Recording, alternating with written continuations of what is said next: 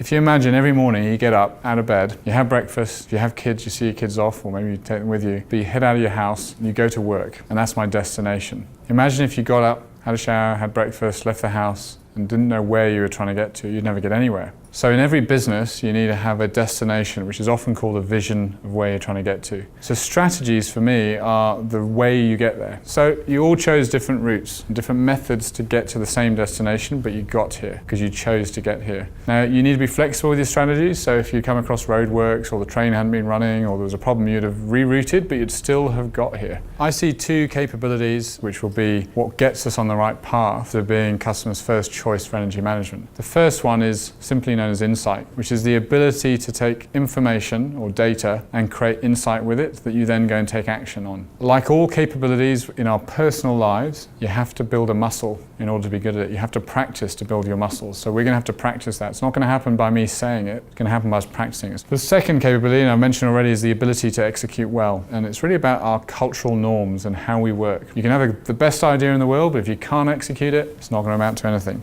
And if we can get the best ideas executed fastest and well, that truly is innovation. So I can stand up here and tell you that we want to be customers' first choice for energy management, but that's not going to happen just by me saying it. We're going to have to think about how does our business work, how do we operate, what are the ways in which we make decisions as teams, as organizations to get things done. One of the shifts we're going to have to make is we're going to have to empower employees to make decisions about the way they work every day. You're all looking at me going, he's going to tell us what we're going to do. And we'll be all right, because he'll know. The reality is I don't know.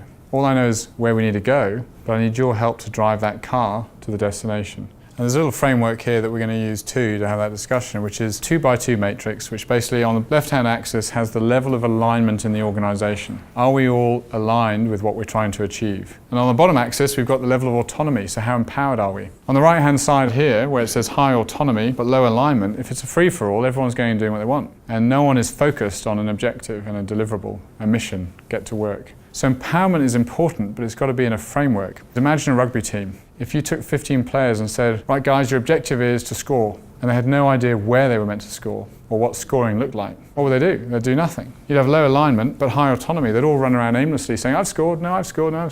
You've got rules, you've got a boundary, you've got a rectangular pitch, there's rules around how it works, and there's a very, very clear objective, high alignment. But each player is highly autonomous because in every moment of the game they make their own decisions. They're deciding what to do, but they know what the overall objective is. They all have a collective alignment around where they're trying to go, but they're making their own decisions within that. Imagine the team where there's a coach sitting there with a megaphone saying, Jim, you run right, and then pass to Fred, and then Fred pass to Jane. They would never win, would they? Like, imagine taking on the All Blacks if you were being micromanaged up here. And so think about that in the work environment and think about where we might be as Genesis.